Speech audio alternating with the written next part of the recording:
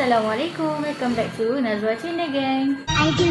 Okey, aku orang Pahang negeri patin tempoyak. Jumpa awek Pahang bikin mata terbeliak. Dari Bentong ke Termelo singgah ke Kuantan, cuba pergi raup nikmatnya makan durian. Orang Pahang baik hati, cantik macam Datuk Siti. Pahlawan mat kilau kita sentiasa diingati. Orang Pahang baik hati, cantik macam Datuk Siti. Semoga orang Pahang berjuangnya sampai mati. Oh yeah, oh yeah.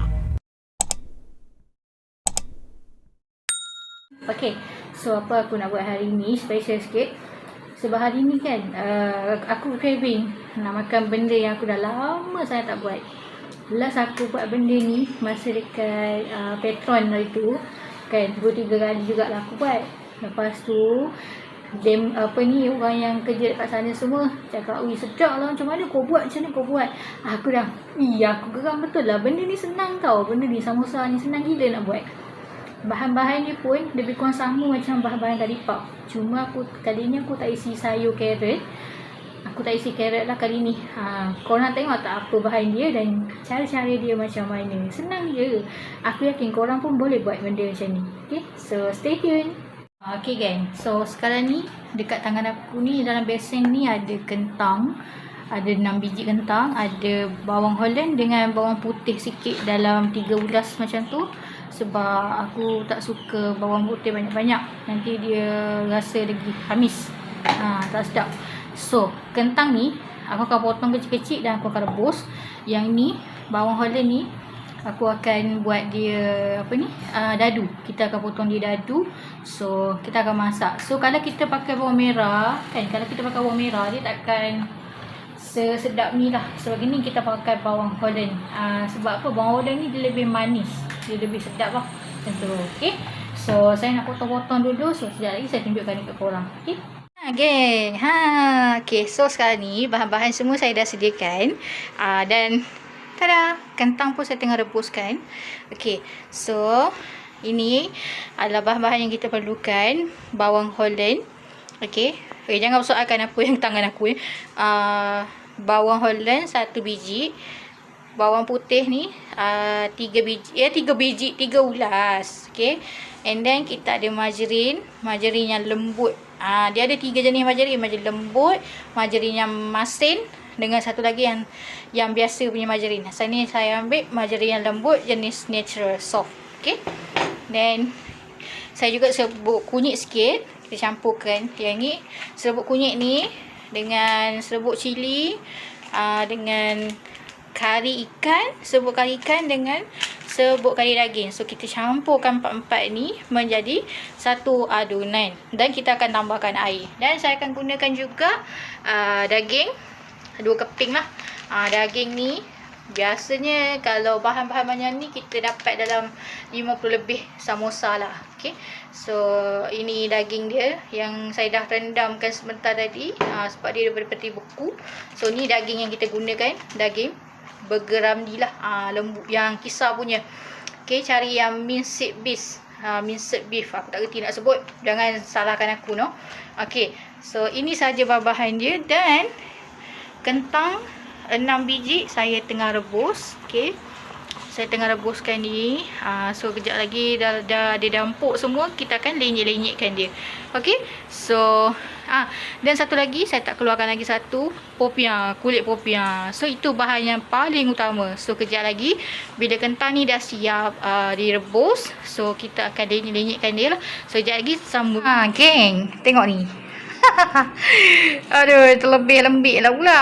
Okay, tak apa. So apa yang aku nak buat adalah ni kan, kita akan lenyekkan dia. Lenyek. Dia dah lembik sebenarnya. Patutnya kena guna mangkuk, tapi aku tak ada mangkuk. So apa yang kita kena buat adalah kita lenyekkan dia sampai hancur. And then baru kita akan masak. Bagi dia sejuk dulu lah kan. Tapi lenyek ni kena lenyek panas-panas. Kalau sejuk nanti dia kerah balik. Dia kerah balik, susah nak lenyek.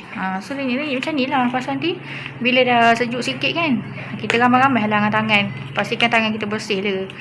Kita ramai-ramai sikit bagi dia hancur betul. saya guna garpu. Kalau korang nak lagi senang, korang boleh guna yang pelenyek yang guna untuk pisang tu kan, lenyek pisang tu boleh juga. Ni saya guna garpu sebab saya tak ada yang pelenyek tu. Guna apa yang ada je. Ni tak boleh pakai tangan lagi, panas.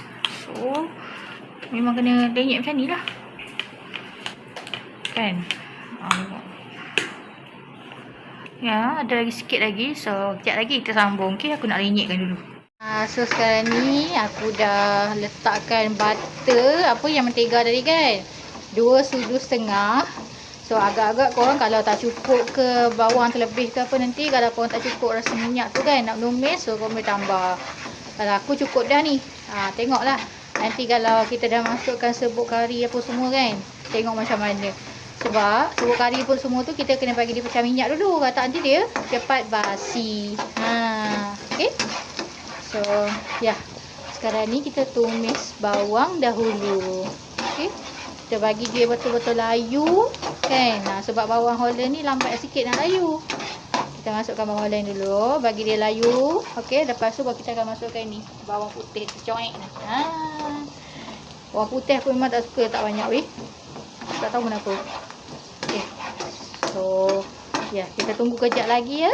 Sekarang ni kita nak tumis bawang dulu, bagi dia betul-betul layu. Dan then nanti kita sambung video, okey? Masukkan serbuk kari jap. Kena basuh serbuk kari dulu. Okey, so sekarang ni nak terbalik. Kuali ni dah mula bergerak. Okey, so sekarang ni saya dah masukkan daging. Daging yang kita dah rendamkan tadi. Keluarkan tadi daging ambi tu kan. Ada 2 getah tu. Ni je lah banyak ni daging. Kita dah hancur-hancurkan dia. Hancurkan. Bukan hancurkan dekat luar tau. Hancurkan dekat dalam kuali tu weh. Tu jenis style saya lah. Style campur-campur jenis saya. Bahan-bahan yang korang tengok ni kan. Ni macam ni. Serbuk kari, serbuk cili semua tu kita dah satukan. Lepas tu yelah kita akan masukkan sekejap lagi. Bila kita punya daging ni nanti dah melayu. Sorry, nampak tangan. Okay. Ni sekarang ni kita tengah goreng-gorengkan dia dulu, bagi dia sedikit garing. Lepas tu barulah kita akan masukkan serbuk kari semua tu. And then kita akan tambahkan sedikit susu cair. Masak, bagi dia betul-betul masak tau. Kalau tidak nanti dia akan basi geng. Saya tak suka tambah santan. Kalau tambah santan dia akan lagi cepat basi. So saya akan tambahkan susu cair pengganti dia. Memang saya akan tambahkan susu cair. Memang selalu saya buat memang macam tu. Saya tak akan gunakan santan. Sebab kalau gunakan santan dia akan sangat cepat basi. Sebab benda ni kita akan frozen kan. Kita akan frozen. Lepas tu pagi-pagi kita nak makan kan. Biasa aku akan buat sarapan pagi lah benda ni. Tengok geng. Lama dah tak buat ni weh. Tak tahu jadi ke tak. InsyaAllah jadi. Ya. Allah bagi sedap. Allah bagi sedap. InsyaAllah. So kita tunggu sekejap lagi. Kita akan masukkan serbuk kari. So sekarang ni kari semua aku dah masukkan dekat dalam ni. And then sekejap lagi baru aku akan masukkan kentang. Sebab apa kentang yang aku masukkan last? Sebab tadi aku dah masakkan kentang tu. So dia memang dah masak dah kentang tu. So kita letakkan dia last sekali. Ni aku just tambahkan air saja. Sekejap lagi baru tambahkan susu. Susu dia sikit je. Sekadar untuk naikkan dia punya warna dia. Sekarang ni masih lagi nak lembutkan daging apa semua ni kan. So biarkan dulu dia berenih macam ni. Tapi api pastikan jangan kuat. Jangan kuatkan api. Nampak? Slow je. Kena slow kan. Sebabnya terpadam. Kena slowkan sikit api. Jangan kuat sangat. Kalau tidak nanti dia akan macam tak berapa masak. Ni tengok ni minyak dah nak naik dah. Dia nak macam minyak dah. Okey.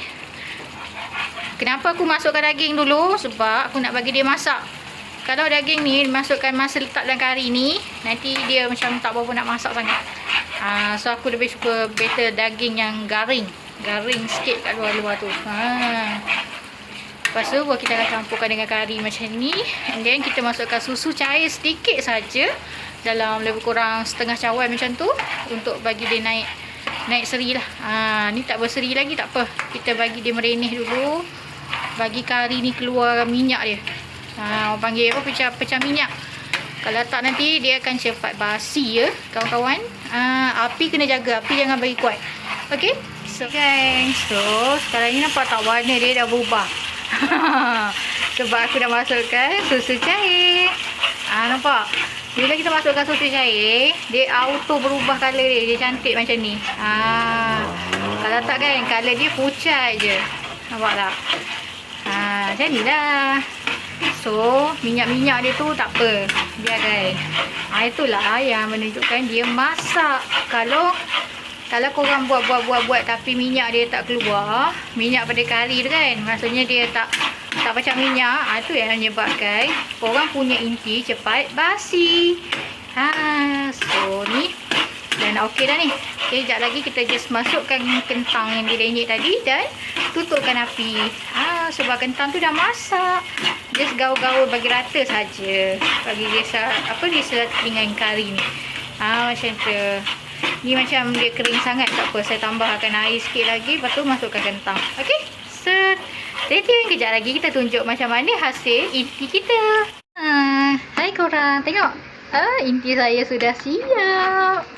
Tengok, bila kita masukkan kentang, dia auto jadi kenyal macam ni.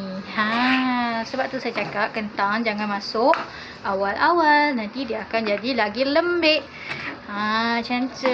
Okay, so ni kan kita makan pun, kita gigit pun ada lagi rasa dia punya kentang-kentang dia kan, yang masih belum tu. Nampak ada ketulan daging. Ini baru samosa sedap. Nak tengok tak macam mana saya gentel menjadi samosa? Kejap lagi. Okay, bagi kita inti ni sejuk dulu dalam 1 jam macam tu.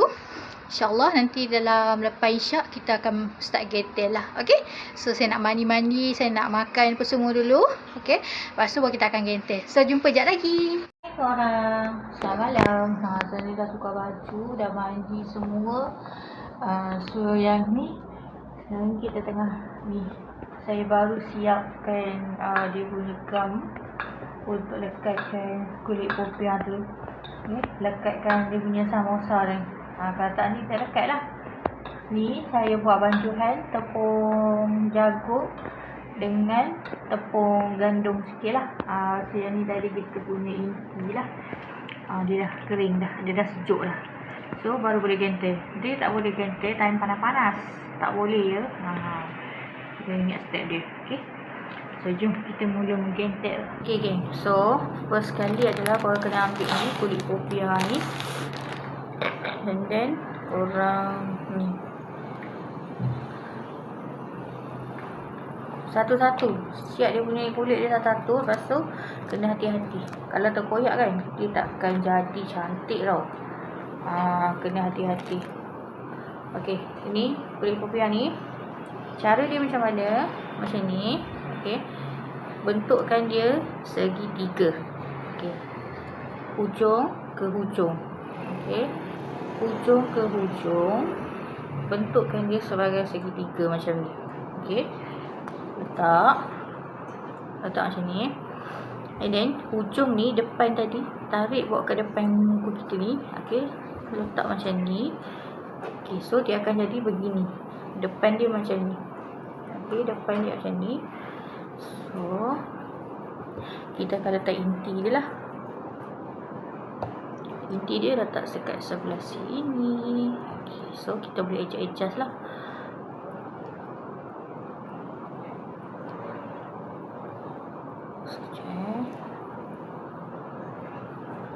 Nervous pula sebab lama tak buat. Okay, so macam ni pun tak apa, lebih-lebih sikit tak apa. Okay, yang penting hujung ni kena tutup rapat. Okay, macam ni. And then yang hujung ni tadi kita dah letak inti, kita tarik macam ni, dia jadikan dia sebagai segitiga. Macam ni.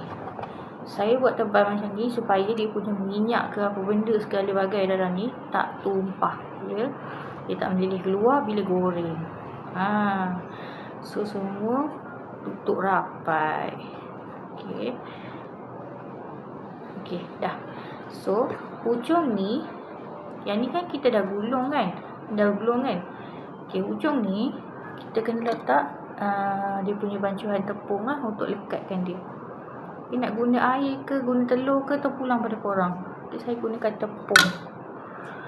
Campuran tepung jagung dengan tepung gandum. Okay. So, kita kena lekatkan dia. Macam ni. Okay. Dah jadi. Tengok. Cantik kan? Samosa dia. So, kita buatlah sampai habis. Okay. So, saya nak buat dulu sampai habis. Nanti saya tunjukkan dekat korang. Sebenarnya saya dah mengantuk. Tapi saya nak buat lagi. Okay lah. Korang tengok kan. Samosa saya setelah 2 jam menggentelkan. Ini pun 40 pieces je korang. Ya Allah, mata mengantuk gila. Mata aku dah mengantuk. So, esok kena kerja weh. Okay, so ini je lah yang aku mampu buat dulu. Inti dia ada lagi kat dalam ni. Aku letak dalam ni. Tak apa, nanti besok panaskan balik. Rasa sambung lah. Ada lagi 40. Ada lagi 50 keping lah dalam tu. Tapi inti dia tu dah tak cukup banyak mana dah. Buat je lah mana yang cukup kan. Lepas tu nanti ada pilih-pilih pandai-pandai kita buat biar serunding ke apa ke kan. So korang, inilah hasil untuk samosa kita. Okay, so itu sajalah untuk kali ni lah. Okay, so harap korang dapat belajar sesuatu daripada resipi saya kali ni. Okay, geng, so thank you buat korang yang dah join daripada awal sampai habis untuk video kali ni. Tak berapa ni sangat guys, tak berapa ni sangat sebab saya pun tak apa sihat, dah mengantuk gila-gila ni. Tengoklah mata saya ni dah macam mana dah, mengantuk gila dah pukul 11 malam weh. Orang semua dah tidur, housemate aku pun dah tidur dah. So aku nak tidur lah sekarang ni. So aku nak bangun pagi-pagi, aku nak kena masak, aku nak kena goreng kopi aku ni kan, samosa aku ni. Okay, so thank you buat korang yang dah subscribe, like, share dan komen lah video-video korang nak resepi apa lagi daripada saya. Korang boleh just komen dekat bawah, and then nanti insyaAllah kalau ada rezeki saya akan buat lah. Kalau mana yang saya tahu resipi ni, macam resipi samosa ni, korang nak ikut boleh je ikut, sebab resipi saya ni macam campak-campak je. So korang boleh agak-agak je lah kan. Bahan tu agak-agak je. Yang penting bahan ni kena cukup lah. Agak-agak semua benda tu. Kalau tak cukup kunyit ke, tak cukup cili ke apa ke, just tambah macam tu je. Okay. So kita akan jumpa lagi di next video akan datang insyaAllah. Terima kasih. Hope you enjoy dengan video kali ni. Walaupun tak panjang, walaupun tak apa-apa je, tiba-tiba je angkat kamera kan untuk record. So thank you so much korang. Assalamualaikum, bye.